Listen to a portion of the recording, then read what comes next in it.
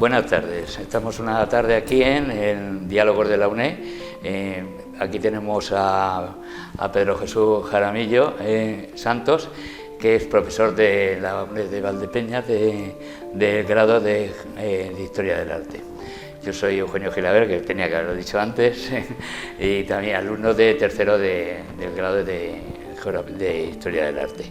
Bueno, vamos a descubrir el valor no solo arquitectónico, sino también artístico de un lugar casi desconocido para mucha gente de Valdepeñas, que recientemente ha sido restaurado y bueno, pues ha sido una restauración bastante buena y porque ha llegado a dejarlo casi en su valor original. Es una pequeña joya, es un gran tesoro que pues es una pintura mural que casi insólita en el mundo de la pintura barroca. Vamos a hablar de la capilla de Jesús rescatado del convento de los Trinitarios. Bueno, pues vamos a entrar ya en tema y bueno, Pedro, ¿qué te parece si empezamos a hacer una breve historia de lo que es la iglesia del convento de los Trinitarios? Bueno, buenas tardes. Has hecho una introducción creo que bastante interesante, porque la capilla de Jesús Nazareno rescatado es un ejemplo de pintura mural, un carácter muy singular, muy importante, y que la distingue del resto de capillas o el resto de iglesias con pintura mural que haya en el entorno. Está, como bien dice, muy bien conservada, y además el proceso de restauración pues, ha permitido descubrir muchos detalles que hasta entonces aparecían ocultos o tras manchas de barnices, etcétera, etcétera. Es una ermita en la que se combinan tres elementos muy importantes, como son la luz, el color, la armonía. Es un universo, prácticamente es un universo de divinidad, de devoción. Sabemos que hay muchos valdepeñeros y valdepeñeras que acuden todos los viernes a rezar, a estar en contacto con esta imagen, y también es una de las joyas barrocas, no solo a nivel provincial, sino también a nivel de Castilla-La Mancha, con algunas singularidades importantes que le hacen, como tú bien decías, que le hacen única en Castilla-La Mancha.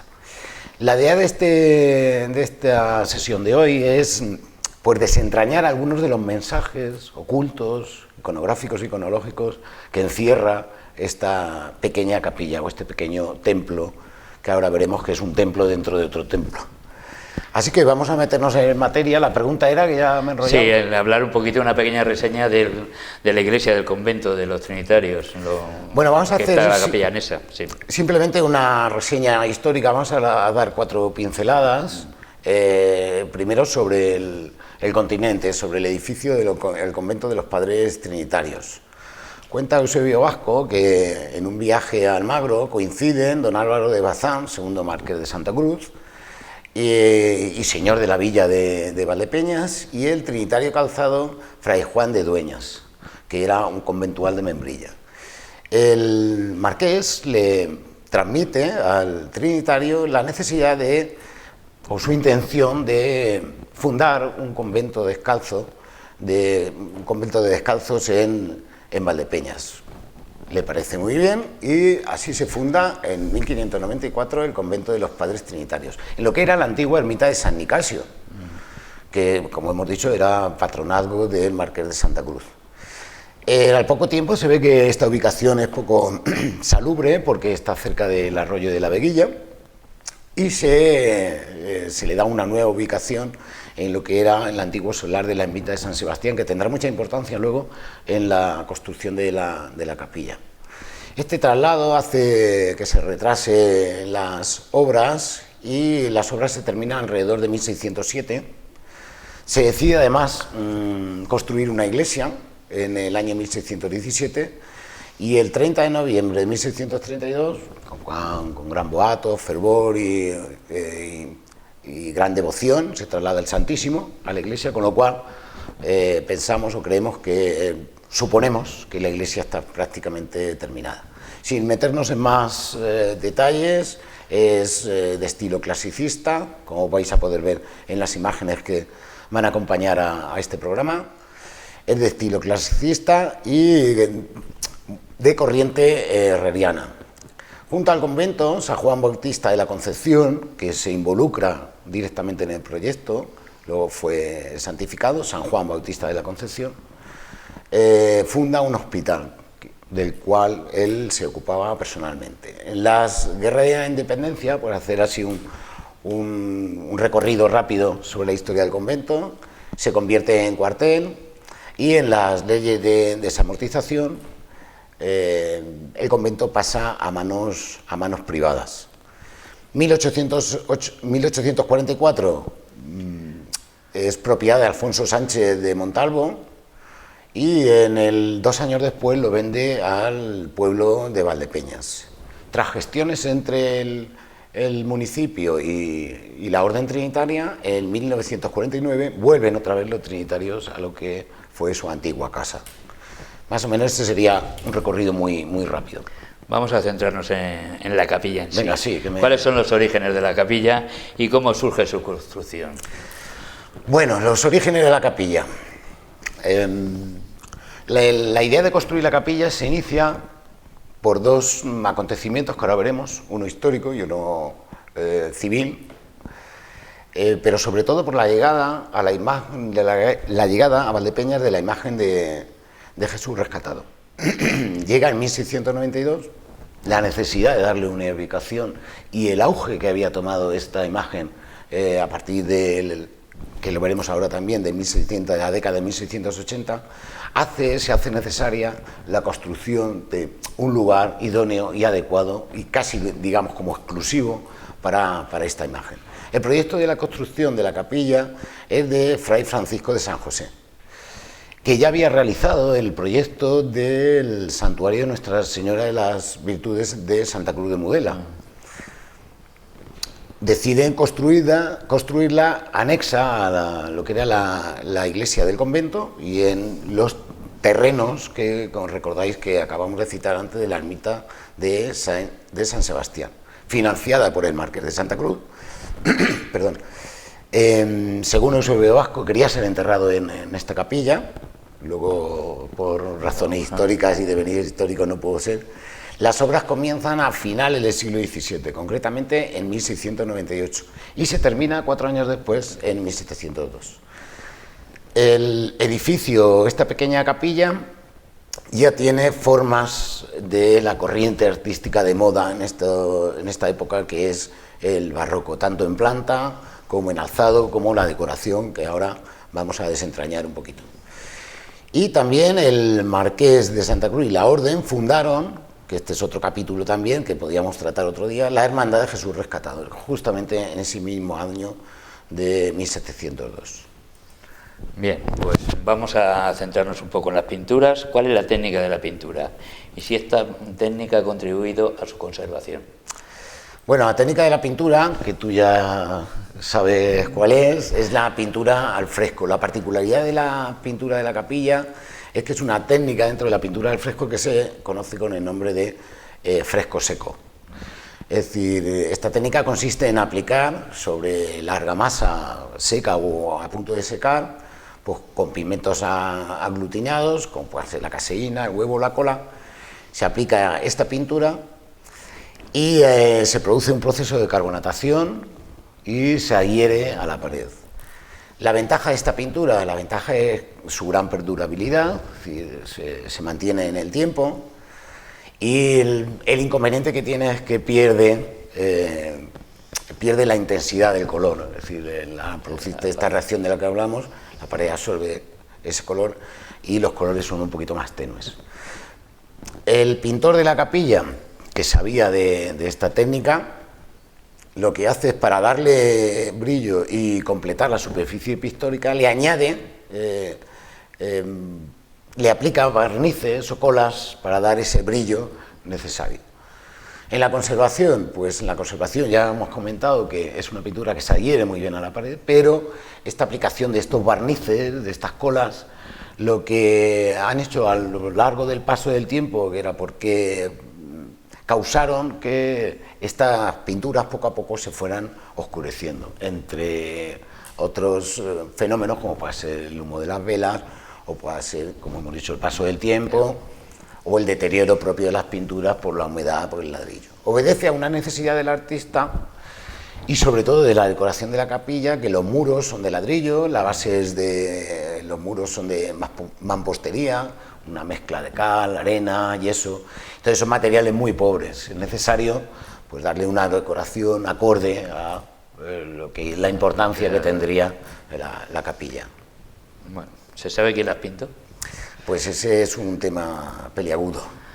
El autor de las pinturas, de los frescos que podemos ver en la capilla de Jesús rescatado, no se conoce, pero sí destacan por su gran calidad técnica y, por supuesto, artística.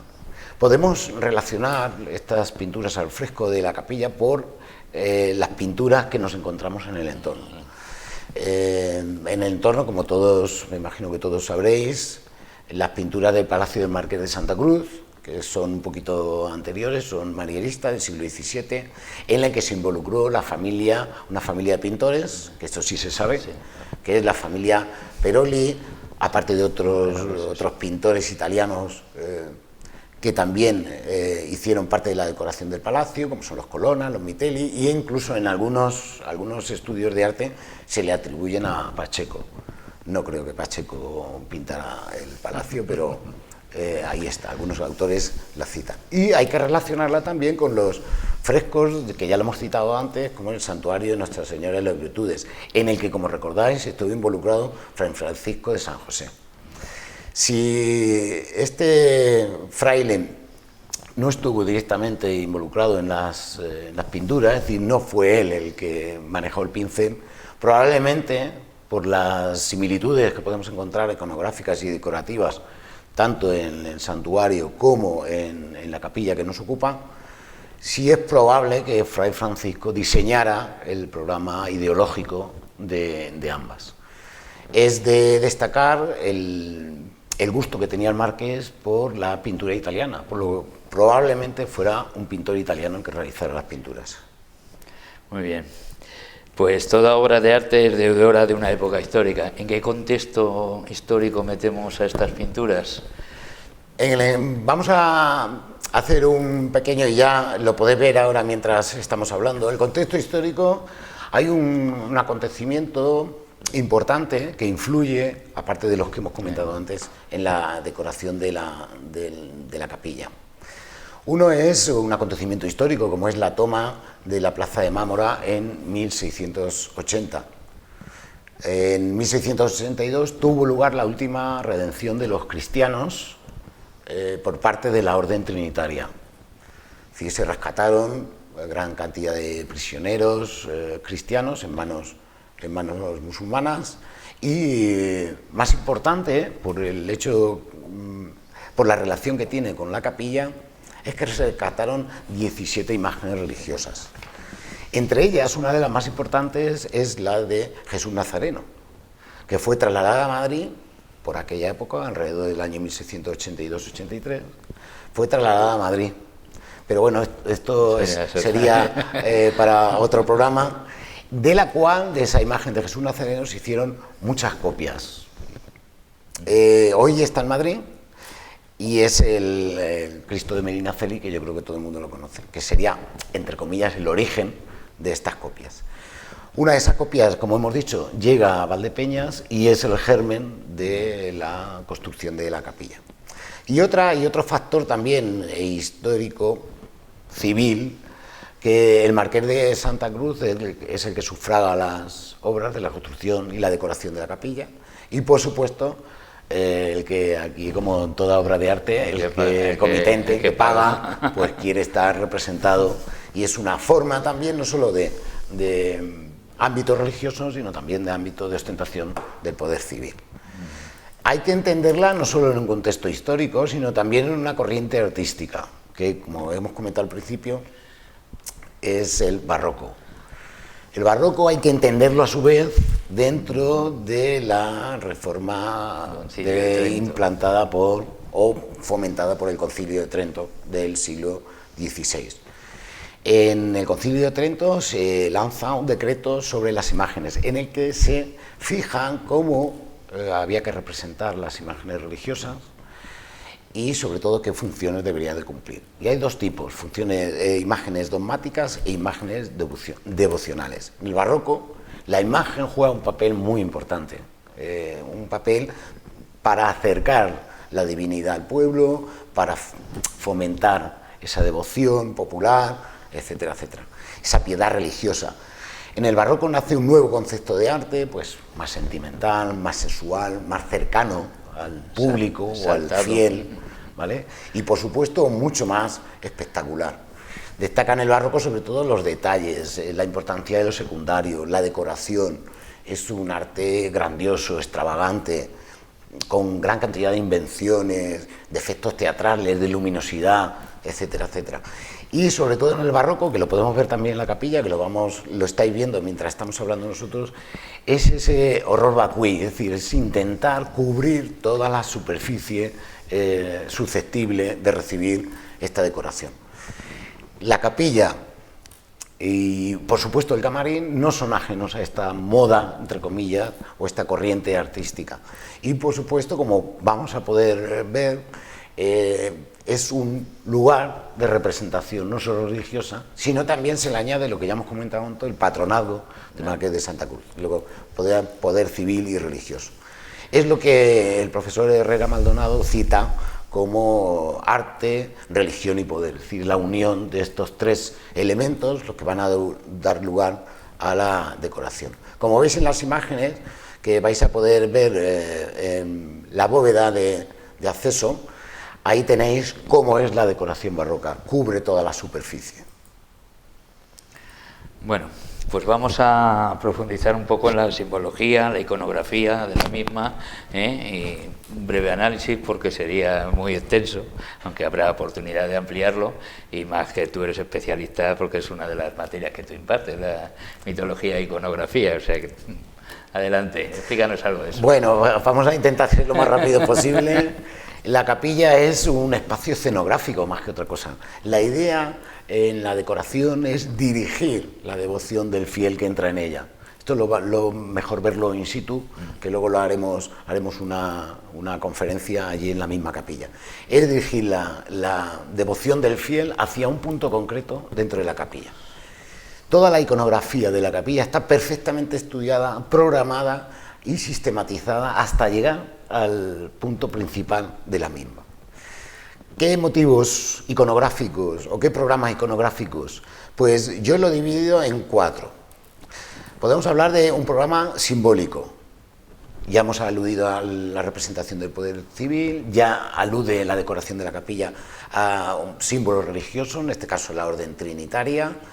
Hay también escenas religiosas referidas a las virtudes, a la vida de la Virgen, etcétera, etcétera. Y luego hay, muy curioso, que esto es muy raro y no se da ni en la provincia de Ciudad Real ni en Castilla-La Mancha, hay una sucesión de símbolos encriptados, mensajes ocultos, que se encuentran bajo las emblemas de los lunetos, que meternos ahí sería ya muy largo. Luego hay motivos ornamentales que decoran toda la capilla, que recurren a toda una decoración floral con guirnaldas, roles, jarrones, hojarasca, cariátides, atlantes, etcétera, etcétera. Ángeles, por supuesto, putis, tondos laureados, etcétera. Todo una rica decoración que lo que hacen es darle unidad a la capilla. Luego hay escenas narrativas, como la que acabáis de ver de la batalla de Mámora. También está narrando hechos religiosos, que lo veremos también en esa conferencia que vamos a dar. Y hay un elemento que me parece iconográfico muy importante, que es la luz. La importancia que tiene la luz en esta capilla, como fondo en el que se marca toda la decoración y que crea ese ambiente de devoción muy espectacular. Las luces entran en la capilla por 3 lugares determinados, que luego los veremos y los desarrollaremos. Pero es muy importante el papel que juega la luz. Bueno, nos queda la joya de la capilla en Santa Santorio, el camarín. ¿Qué podemos hablar del camarín? Bueno, nos hemos dejado muchas cosas, ¿eh? Sí, bueno, pues que... Nos hemos dejado la cúpula, que es muy significativa y realmente es la bóveda celestial que ocupa, que la vais a ver también aquí en una imagen, que representa la escena de la ascensión de la Virgen, con la Santísima Trinidad, con ángeles, etcétera, etcétera. Pero bueno, nos vamos a centrar, que si no... No, nos vamos. la cúpula después. Ese programa iconográfico hemos dicho que confluye el fiel en el camarín, donde aparte de la imagen de Jesús rescatado, pues hay en una bóveda rebajada, pues hay una pintura que me parece muy importante, que hace juego iconográfico con la imagen, que es el Cristo resucitado. Alrededor de esta cúpula, pues está ahí, igual que en el resto de la capilla, hay todo un repertorio iconográfico de roleo, frutos, vegetales, y también se incluyen algunos poemas alusivos a la imagen, precisamente a la imagen de Cristo rescatado. Este camarín tiene además una iconografía muy curiosa, porque tenemos que considerar dónde está ubicada, es decir, está ubicada tras el presbiterio, detrás de un arco, es decir, lo primero que ve el fiel cuando entra a la capilla es la imagen de Cristo rescatado. La altura donde está, es decir, el camarín está elevado sobre la base de la capilla, lo cual obliga al fiel a elevar la vista, luego es un símbolo de devoción también. Todo esto es iconografía también, todo esto parece que no, pero estos pequeños detalles. El acceso al camarín se hace a través de 2 pasillos con bóvedas de cañón, y se accede a través de una escalera. Es un símbolo también del barroco de el camino para llegar a Dios, para llegar a Jesús. El creyente, cuando entra, se encuentra en un espacio íntimo, reservado. Si habéis ido ahí, pues crea un espacio de devoción muy peculiar, y obliga a levantar la vista del fiel, primero a la imagen de Jesús Nazareno y por supuesto a la bóveda. Y como igual que hemos dicho en toda la capilla, la luz tiene una importancia también simbológica e iconográfica. Toda la capilla obedece a esta simbología barroca que hemos comentado antes.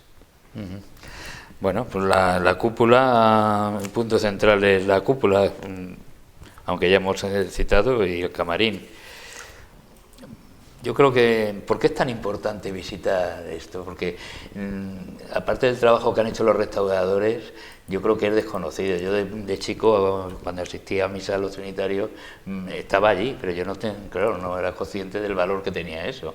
Y mucha gente yo creo que no sabe realmente el valor que tiene eso. Porque es importante visitar y que nos lo expliquen, porque luego ya en la charla que demos vaya la gente a enterarse in situ de todo esto. ¿Por qué es importante? Bueno, es importante por todo lo que hemos comentado antes, por toda esa representación, por toda la iconografía, porque es una de las pocas capillas con este tipo de representación tan bien conservada, que está prácticamente completa, es decir, la decoración se ha conservado bastante bien, y la restauración, lo que hay, como bien decías tú, lo que ha conseguido es devolverle su estado original, y porque juega un papel muy importante en toda la representación, toda la pintura al fresco, no solo en la provincia, sino también en Castilla-La Mancha. Es una pieza única que no hay que dejar de perderse. Como bien dices, tenemos pendiente, desde la UNED y desde la Asociación Urisos, vamos a dar una conferencia a mediados de febrero. La vamos a dar allí, ¿vale? Allí en la misma capilla, y en el que vamos a hacer un recorrido más detallado que aquí, por supuesto, de todos los mensajes y todos los símbolos que oculta, y valoraremos también por qué es importante esta capilla. Pues no tenemos más que decir. Muchas gracias por su atención y hasta la próxima.